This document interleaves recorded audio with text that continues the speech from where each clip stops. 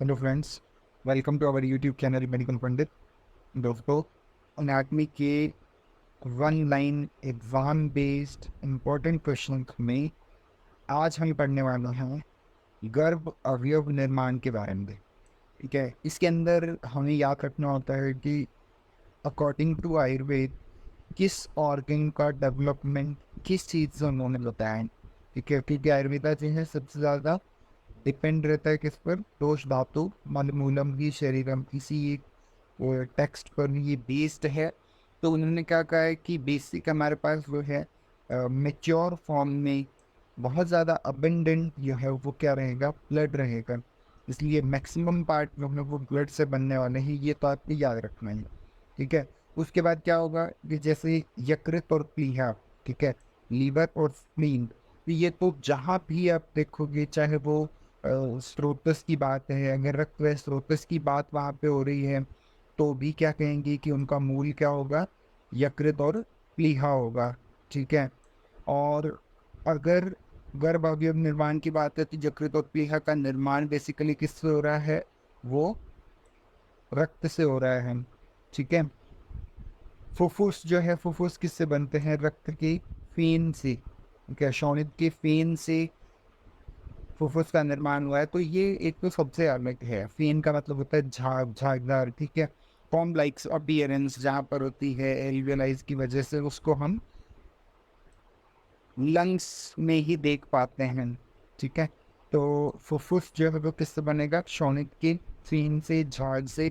First से फेन और फुफ्फुस, ये हम भी याद भी रख सकते हैं, इजी है बंदों को याद रखने में। शोणित के फेन से फुफ्फुस की उत्पत्ति होती है। उसके बाद उंडूक जो है, उंडूक हम सीकम को जनरली कंपेयर करते हैं उंडूक से। तो क्योंकि सीकम जो पार्ट है किसका पार्ट है, लार्ज इंटेस्टाइन का पार्ट है। तो लार्ज इंटेस्टाइन में क्या होगा, डेफिकेशन, मल निर्माण की प्रक्रिया शुरू हो जाती है। इसलिए शोणित के किट भाग से, किट मतलब क्या होता है भाई, मल का जो भाग होता है, शोणित के किट भाग से किसकी उत्पत्ति होती है, उंडूक की उत्पत्ति होती है। अब एक चीज थोड़ी ध्यान देने वाली है, वो ये कि अगर फिजियोलॉजी से रिलेटेड क्वेश्चन आता है, अगर क्वेश्चन ये आता है कि शोणित का किट क्या है, ठीक है, व्हाट इज द मल ऑफ शोणित, तो उसको हम क्या लिखेंगे, इसका मल पित्त होगा। ठीक है, और अगर शोणित के किट से उत्पत्ति किसकी होती है तो वो पुंडूक ऑर्गन।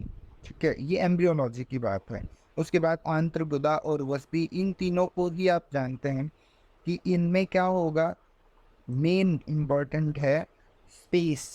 ठीक है, ये क्या है, इनके अंदर कुछ स्पेस होता है, ये वेसल्स के जैसे स्ट्रक्चर होते हैं, पाइप के जैसे स्ट्रक्चर होते हैं। तो रक्त, कफ और कफ, पित्त और वात, वात जो है स्पेसिफिकली वही इसमें रहेगी। तो ये मान सकते हैं कि ये जो गर्भ अवयव निर्माण के बारे में जितना भी लिखा है, ये किसने बताया है, आचार्य सुश्रुत ने बताया है। और आचार्य सुश्रुत ने चार दोष माने हैं, रक्त, कफ, पित्त और वात। तो वात, पित्त, कफ, रक्त चारों ही किसके अंदर मिलेंगे आपको, आंत्र मतलब इंटेस्टाइन, गुदा मतलब एनल कैनाल, और वस्ती मतलब ब्लैडर के अंदर। इसी प्रकार से जिह्वा, जिह्वा किससे बनती है, ये बनेगी पचमान कफ, रक्त और मांस के सार भाग से। तो के, आर और एम, के, आर और एम। ठीक है, तो कफ, के से आप कफ याद रख सकते हैं, आर से जो है आप रक्त याद रख सकते हैं, और एम से आप जो है वो मांस को याद रख सकते हैं। तो जिह्वा का क्या है, कर्म, कर्म है, बोलना हमारा कर्म है, काम है, इसी से भी आप याद रख सकते हैं। पेशिया जो है वो, मांस को जब वायु के द्वारा विभक्त किया जाता है तो पेशी का निर्माण होता है, मसल्स का फॉर्मेशन, इस तरीके से बताया है। वृक्क का फॉर्मेशन कैसे होगा, तो वृक्क जो है वो रक्त और मेद के सार भाग से होता है। ये यहाँ भी आपको याद रखना है, मूल स्थान बताया है, वो क्या बताया है, वृको मूलम वपावैनम च। और इसी तरीके से वृक्क के फॉर्मेशन में किडनी में भी क्या आता है, मेद का सार भाग आता है। तो इस तरीके से भी हम इनको याद रख सकते हैं। रक्त क्योंकि मेन इंपॉर्टेंट इंग्रेडिएंट है, वो हर जगह रहेगा ही रहेगा, वो हमें याद रखना है। हृदय जो है वो किससे होगा, रक्त और कफ के सार भाग से होगा। ठीक है, रक्त और कफ के सार भाग से हृदय की उत्पत्ति होती है। वृषण की उत्पत्ति जो होती है वृषण की उत्पत्ति मांस, रक्त, कफ और मेद के सार भाग से होती है। मांस, रक्त, कफ और मेद, मांस, रक्त, कफ और मेद से क्या उत्पत्ति होगी? वृषण की उत्पत्ति होती है। सिराएं कैसे बनती हैं? सिराओं पर तो बड़ा इंपॉर्टेंट क्वेश्चन 5 नंबर में भी आता है, टिप्पणी बहुत अच्छी लिखी जा सकती है, शॉर्ट नोट आते हैं। और वो मेद के स्नेह भाग से और इनके मृदुपाक होने पर सिराओं की उत्पत्ति होती है, जबकि इन्हीं का अगर खर पाक होता है तो मेद के स्नेह भाग का यदि खर पाक होता है तो स्नायु की उत्पत्ति होती है। तो सिरा और स्नायु की उत्पत्ति एक ही जगह से है, किससे है? मेद के स्नेह भाग से है, मेद के स्नेह भाग से।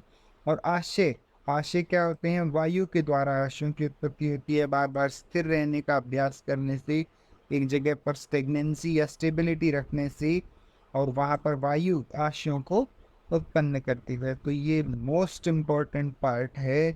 जब हम आयुर्वेद के अंदर वन लाइनर्स की बात करते हैं तो डायरेक्ट क्वेश्चन यहाँ से आता है, चाहे वो पीजी के अंदर है या बीएमएस फर्स्ट ईयर के अंदर जो क्वेश्चन आने लगे हैं। ठीक है, इसमें रक्त जो है वो सबसे इम्पोर्टेंट कंटेंट है।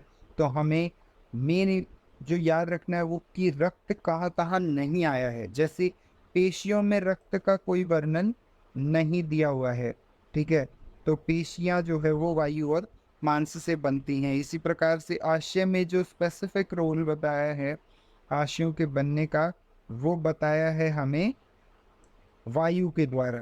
ठीक है, सिरा और स्नायु जो बनते हैं वो किससे? सिरा और स्नायु हमारे मेद के स्नेह भाग से इनकी उत्पत्ति होती है। मेद के स्नेह भाग से, अगर मृदुपाक होगा तो सिरा और खरपाक होता है तो स्नायु की उत्पत्ति होती है। अदरवाइज जितने भी चीजें आप देखेंगे सबके अंदर शोणित तो है ही। ठीक है, शोणित इम्पोर्टेंट है। और उसके बाद फिर बात पित्त, कफ या मांस या मेद, यही चीजें आई ना, मांस, मेद या फिर वात, पित्त, कफ।